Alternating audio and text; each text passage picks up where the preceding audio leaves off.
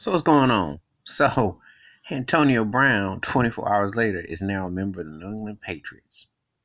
And what I think about that, as a Buffalo Bills fan, I don't like it because it's the rich getting richer. And let's just keep it 100. The NFL has no real salary cap because you can get a top tier guy for next to nothing.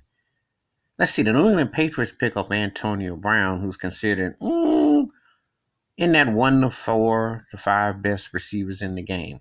The LA Lakers pick up Dwight Howard, who's considered 25th to 40th best player in the NBA, maybe 55th. Big difference. In NFL, anything goes pretty much. You can pick up loose change in the street because they have salary cap, but yet they have no cap where a guy like this is available. If I'm Antonio Brown, of course, this is the smartest move. And Stephen A. Smith and any people who are up here hating on what AB did, the people that actually are smart are the ones who see what it is. Let's look at this. He's a diva. He hasn't changed. Duh. He's been like that. He's from the same school as Terrell Owens, Randy Moss, Ocho Cinco, formerly Chad Johnson. There's a lot of guys in theatrics, entertainment, but he's great at what he does. Why do you think the NFL tolerates it? Actually, the NFL is a double standard because they like that as long as you're not political or social, acts Colin Kaepernick. Another story. But Antonio Brown ain't dumb. This was a genius move. Pittsburgh has not beaten New England. I mean, unless Tom Brady gets hurt or Bill Belichick's brain goes erratic and they're not beating them. He already knows that Pittsburgh done had chances. That ship has sailed. It's now up about Kansas City and somebody else in the AFC. It is not. Pittsburgh is not in the conversation. Because how many more years you think Big Ben has really got left? And how many times can you keep retooling and your defense is whack? And you might get lucky and get receivers and running backs, but how many times are you going to keep being when the big three? That ship didn't sail.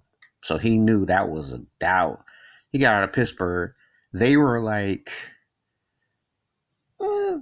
in that third through sixth slot as far as maybe against New England, but they not beating them. Okay, so let's get them out the way. Well, then we go to Oakland. Derek Carr is erratic. He has all the makings to being very good to maybe great, but he's so inconsistent that you just don't know. And no one buys that Chucky Gruden is feeling him. And they got our sloppy third, fourth string quarterback and Nate Peterman, who was a scrub and buff. He stunk. He threw completions except to the referee and to the wrong jersey. He'd hit you. He hit the ball boy. He hit the beer man. He hit the nuts guy, but he couldn't hit nothing. He couldn't hit nothing that represented the right team. But that tells you something when he's keeping him on the squad. Carr ain't for long. The Raiders have been in disarray, and they've been because the problem is out in Oakland. Chucky Gruden wants to be bigger than the team. This ain't the days of John Madden. This ain't the days that a head coach can sit there like Tom Landry, wear a hat and be big. No, this is not 79, 89, or 99. You got to fall in line. You're the head coach. You got to go with the team. Belichick in New England is just right there, but Brady's at the hip. You don't have it where a coach is the dominant force. That was a problem in Oakland amongst many others. So when this happens, of course you're going to have problems. That's not a good look. So of course you want to get out of there because they're not a threat. They're not beating Kansas City anytime soon.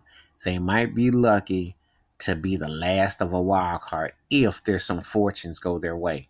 But they got all the makings of a 7-9, 8-8, maybe 9-7 if they get lucky type of team. So of course that was a dead end. So yeah, where do you go? You go to New England. New England is the perfect place for rehabilitation. Bring you back. Because I can go back to Corey Dillon, Randy Moss, and if AB kicks in, they're really the place to go to. I mean, for logical sense. I mean, when you always a threat to go to the Super Bowl, duh. You're playing with the GOAT and Tom Brady, duh. Belichick, arguably the GOAT head coach, duh. They got a system that works. That's a no-brainer. All he has to, they got Josh Cribbs. They might have the best receiving duo in the NFL if they get those guys if we get Josh Cribbs at 60 to 70% of what he is, and AB comes motivated. Then suddenly Rob Gronkowski being gone, and then you got Edelman. Ooh, man. Brady, he don't get hit much. He might play to he's 50 with this. If you can keep these guys for 2 or 3 years, you definitely get a run.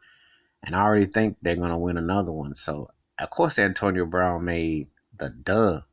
New England's defense is halfway legit, and what I'm seeing at the wide with the wide position, they could be stacked. This could be another run. That could be the firepower that gets them again by Kansas City. So that could be real interesting. This is a huge move. This is they done it again. The Patriots are just like those um, them brothers that were in trading places when they were hitting the stock market. They done it again. But give me your thoughts and your take about Antonio Brown going to New England. Genius move, desperate move. It's an upside for New England where you look at it. Hit the like and subscribe and the bell rings in the video. Have a good day. Peace.